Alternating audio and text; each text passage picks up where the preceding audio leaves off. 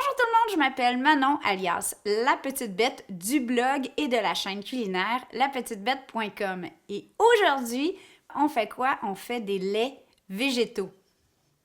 De nos jours, il y a tellement de sortes de lait. Évidemment, il y a du lait de vache, il y a du lait de chèvre, mais il y a aussi le lait végétal. Et dans le lait végétal, il y a une panoplie d'options. Ça va du lait de soya au lait de riz, au lait de cajou, au lait d'amande, au lait d'avoine, etc. Il y en a vraiment pour tous les goûts et toutes les diètes. Le lait végétal, on le trouve évidemment chez IGA dans la section du bio, mais aussi en format UHT. Moi, j'en ai toujours pour les urgences parce que on sait pas. Il n'y a rien de plus frustrant que se lever le matin, avoir envie d'un bon café ou d'un bol de céréales, puis il n'y a plus de lait parce que les ados ont passé tard le soir la veille. On se comprend? On peut évidemment acheter son lait végétal chez IGA, mais aujourd'hui, on va le faire ensemble. Pourquoi? Parce qu'on peut vraiment le faire exactement comme on veut. Moi, j'aime mon lait crémeux. J'aime mon lait un brin sucré, mais pas trop. On a même fait des tests pour faire des laits barista, mais c'est pas ce qu'on va faire aujourd'hui parce que ça, c'est un peu compliqué. Dans les laits version barista, pour faire mousser pour le café, souvent il y a des émulsifiants. C'est pas toujours évident à doser. Par contre, si vous n'avez pas besoin de faire mousser votre lait, si vous le buvez comme ça ou en céréales, c'est vraiment des super belles options qu'on va faire avec vous aujourd'hui. Chose que j'ai fait avant de me coucher hier soir, c'est de faire tremper mes noix.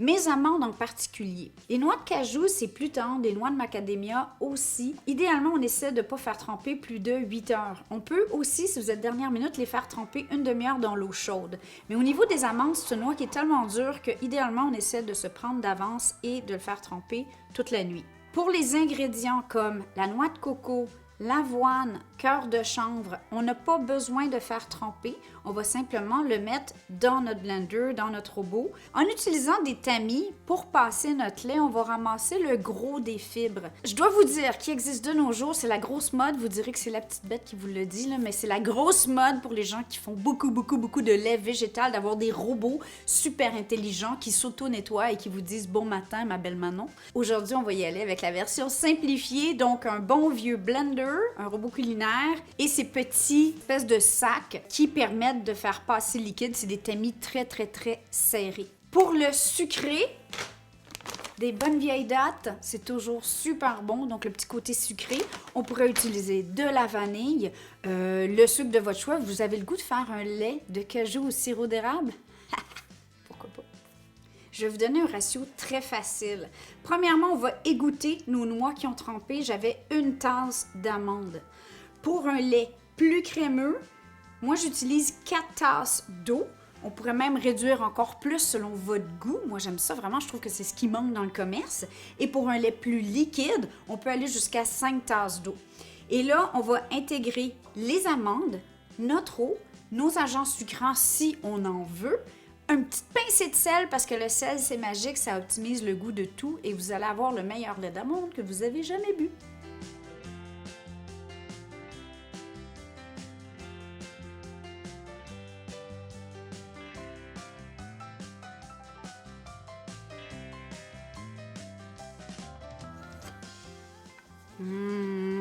Regardez-moi cette couleur. Oh!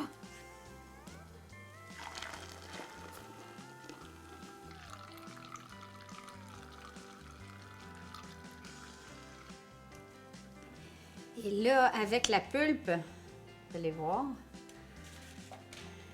Regardez-moi ça, c'est beau. On peut venir étendre ça, tout simplement, sur du papier parchemin. On pourrait l'utiliser comme tel dans des recettes de muffins, de granola, de beurre tendre. C'est plein de protéines, c'est plein de nutriments. Mais là, c'est comme vous voulez. Vous lavez, ça vous permet de voir à quel point on a vraiment de la belle fibre d'amande. On ne jette surtout pas ça. On l'utilise dans nos recettes.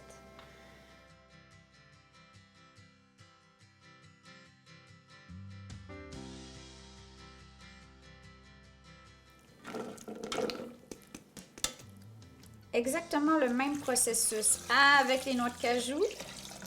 J'avais oublié de vous dire, idéalement, faites tremper, préchauffer les dattes. Ça va aider à ce que le sucre... Ou vous pourriez utiliser la pâte de dattes de Madame Labrinsky. Puis là, on va faire un noix de cajou au sirop d'érable.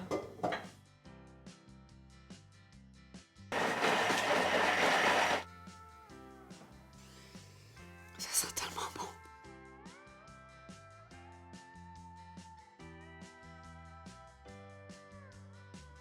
On pourrait l'accrocher plus haut, le laisser s'égoutter tout seul, mais honnêtement, c'est un processus méditatif. C'est le fun à faire.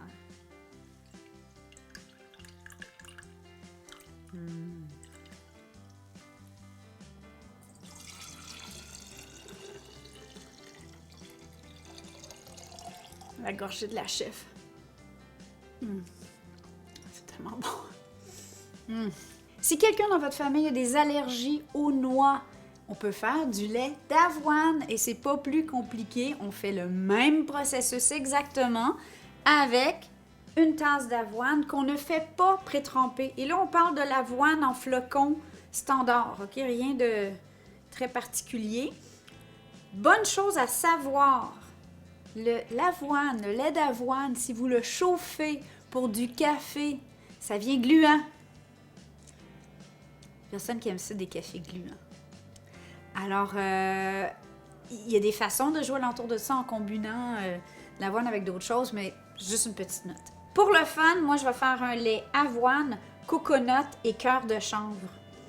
Un lait qui mélange toutes sortes de bons ingrédients, de minéraux. Ça va être super bon. Il faut aimer le goût du coconut, évidemment. Même chose, on fait 1 litre avec les ingrédients qu'on a là. 3/4 de tasse d'avoine. 1 demi-tasse de flocons de coconut, de noix de coco non sucrée. 1/4 de tasse de cœur de chanvre. 1 litre d'eau. Et 1 cuillère à soupe de sirop d'érable. Ça sent le gruau gourmand. J'ai l'impression de traire une vache. C'est une vache végane.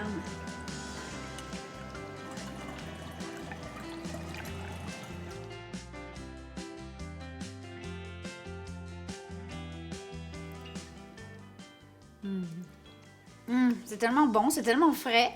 J'espère qu'on vous a donné le goût de tester vos propres laits végétaux. Une fois qu'ils sont faits, ça se conserve un bon 5 jours au réfrigérateur. C'est parfait pour les céréales, c'est parfait pour les smoothies, c'est parfait pour boire comme ça. Cheers! Santé! Ciao, ciao!